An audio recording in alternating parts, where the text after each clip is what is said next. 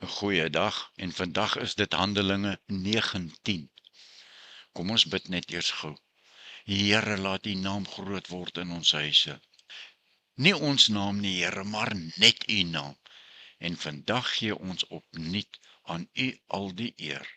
Heilige Gees, wandel nou saam met ons, hand aan hand deur Handelinge 19, soos net U kan asseblief. En openbaar aan ons is soos dit U behaag. Spreek, Here, ons luister. Amen. En net 'n kort inleiding. In Efese ontmoet Paulus disippels wat net Johannes se doop geken het. Ons het dit laas keer gelees in hoofstuk 18. Hy lê hulle die hande op en hulle ontvang die Heilige Gees. En 2 jaar lank word hulle intensief in die woord onderrig. Ja, God doen buitengewone wonders in en deur mense.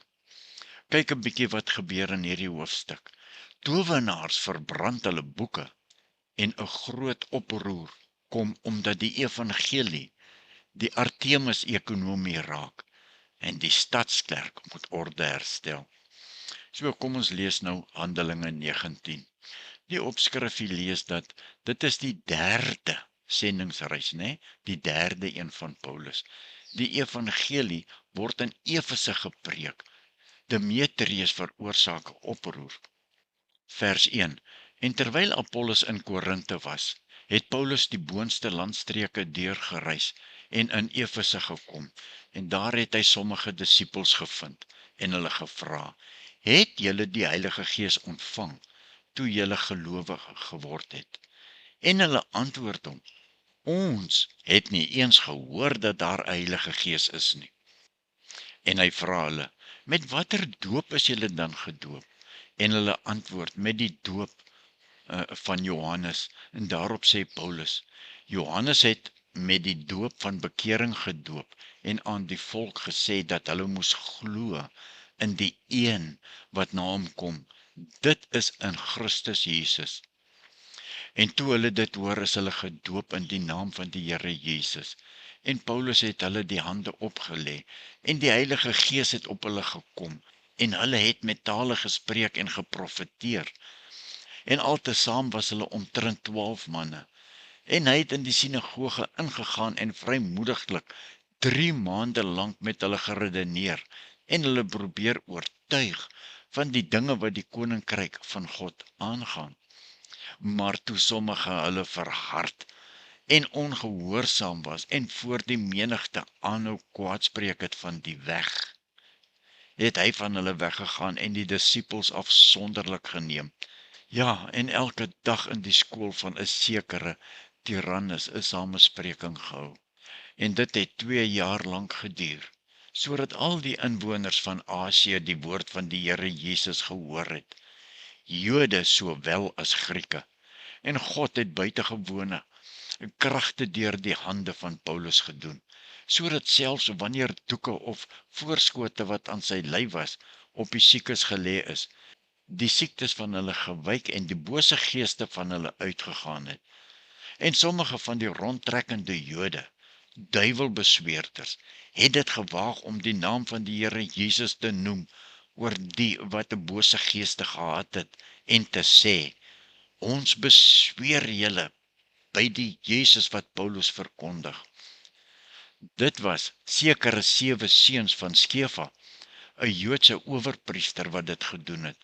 Maar die bose gees het geantwoord en gesê, Jesus ken ek, en van Paulus weet ek, maar julle, wie is julle? En toe spring die man, in wie die bose gees was, op hulle en oormeester en oorweldig hulle, sodat hulle naak en gewond uit daardie huis gevlug het. En dit het bekend geword aan al die Jode en Grieke wat in Efese woon. En vrees het op hulle almal geval, en die naam van die Here Jesus is groot gemaak. En baie van die wat gelowig geword het belydenis kom doen en hulle dade bekend gemaak. En verskeie van die wat met towery omgegaan het die boeke bymekaar gebring en voor almal verbrand. En hulle die waarde daarvan bereken en gevind dat dit 50.000 silwerstukke was. So het die woord van die Here met krag gegroei en sterk geword.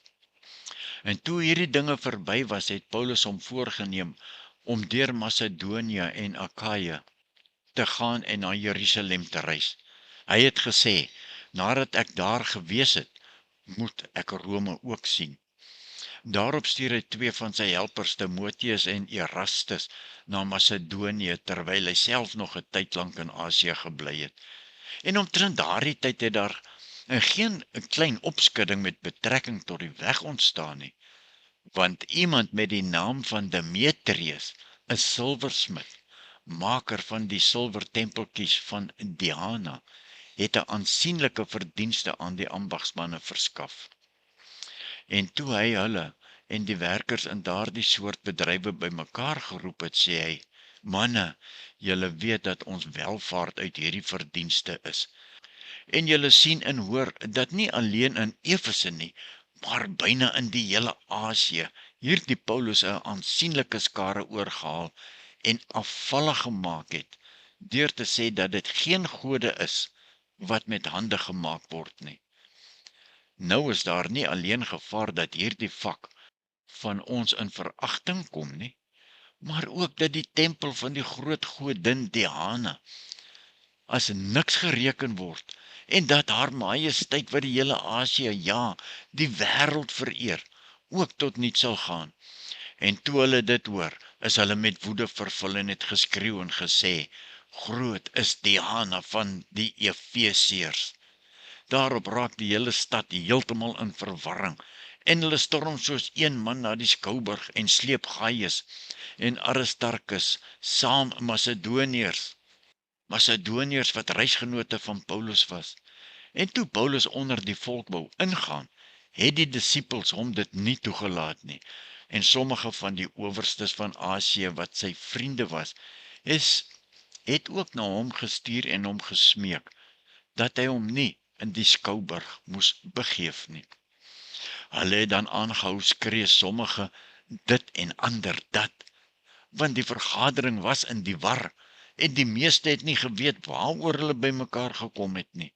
En hulle het Alexander uit die skare vorentoe laat kom, omdat die Jode hom vorentoe gestoot het, en Alexander het met die hand gewink, en wou hom by die volk verdedig.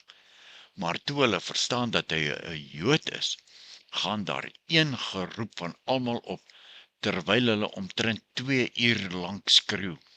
Groot is die Diana van die Efesiërs. Maar die stadsklerk het die skare tot bedaring gebring en gesê, Efesiërs, watter mens is daar tog wat nie weet dat die stad van die Efesiërs die tempelbewaarder is van die groot godin Diana en van die beeld wat uit die hemel geval het nie. Terwyl dit dan nie weerspreek kan word nie, behoort julle rustig te wees en niks onbedags te doen nie, want julle het hierdie manne gebring, wat geen tempelrowers is nie, en ook nie julle godin laster nie. As Demetrius en sy ambagsmanne dan 'n saak teen iemand het, die hofsittings word gehou, en daar is regters, laat hulle mekaar aanklag. Maar as julle nog iets anders verlang, dit sal in die wettige vergadering beslis word. Vers 40 en ons sluit af met vers 40. Want ons loop gevaar om oor die oproer van vandag aangeklaag te word, aangesien daar geen grond is, waarop ons sal kan rekenskap gee van hierdie oploop nie. En met hierdie woorde het hy, Demetrius, die vergadering ontbind. Ja, en Paulus se eerste vraag was, leef ek uit eie krag of uit die Gees se volheid? Het ek die Heilige Gees ontvang toe ek geglo het en tot bekering gekom het? En die tweede gedagte is, ons het nou gesien dat die Efesiërs verbrand al hulle towerboeke, nee, is 50 plus minus 50.000 silwerstukke. Watter duur sonde moet ek los? Watter duur sonde moet ek verbrand, omdat Jesus meer werd is? Raak my geloof ander se sakke. Die evangelie het die silversmede se inkomste gekos. Is my Christendom so eg, dat dit die ekonomie van my eie lewe sal verander. En ons sluit af met gebed. Onse Vader, Here Jesus Christus en Heilige Gees, kom vandag ons harte binne en help ons skoonmaak asseblief. Want dit is tyd om terug te keer na God onse Vader. Lees ons daar in Hosea 10 vers 12. Vervul ons opnuut met skoon harte, Here, maak U naam groot. En verbrand alles binne in my, wat nie van U is nie asseblief. Ja, dit mag dalk seer wees, maar U sal daardeur verheerlik word. En ons dank U in die naam van Jesus Christus. Amen.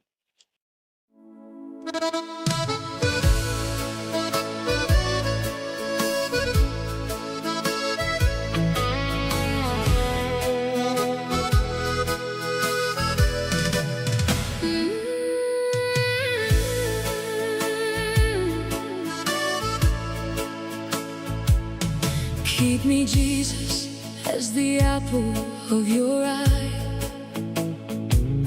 Hide me under the shadow of your wings.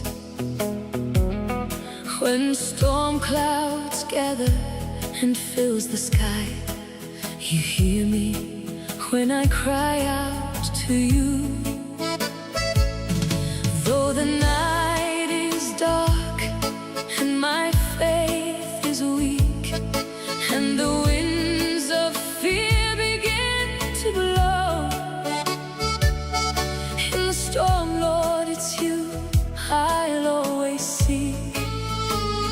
Jesus with me, always by my side.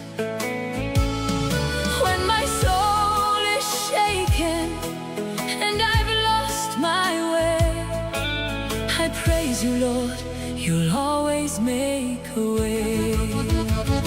Keep my soul till the storm rolls away. Hold me close through the darkest of day. I find rest in your shelter of grace, safe within your sweet embrace. When you're near me, all fear is gone. Through the night, you light my way. I will sing of your wonderful grace. Keep me safe till the storm rolls away.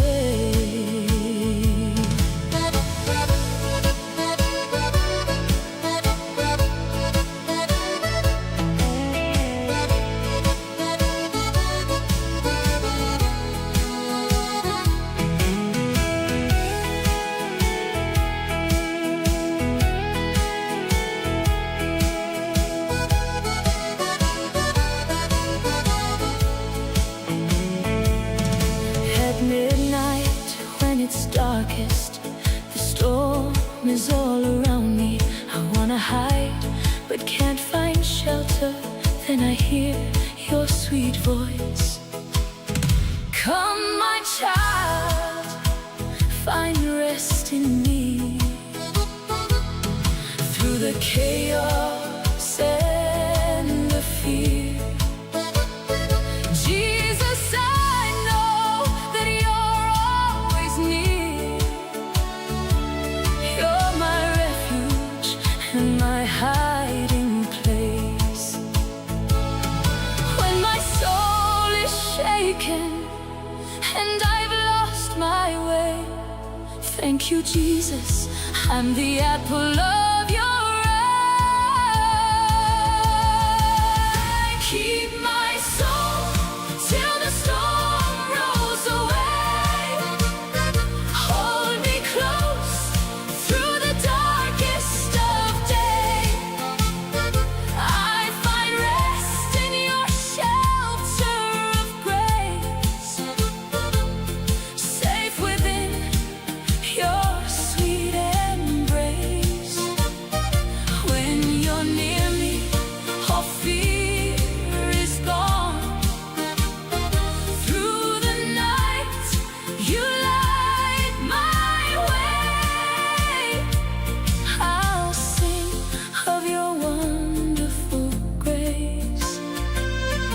keep me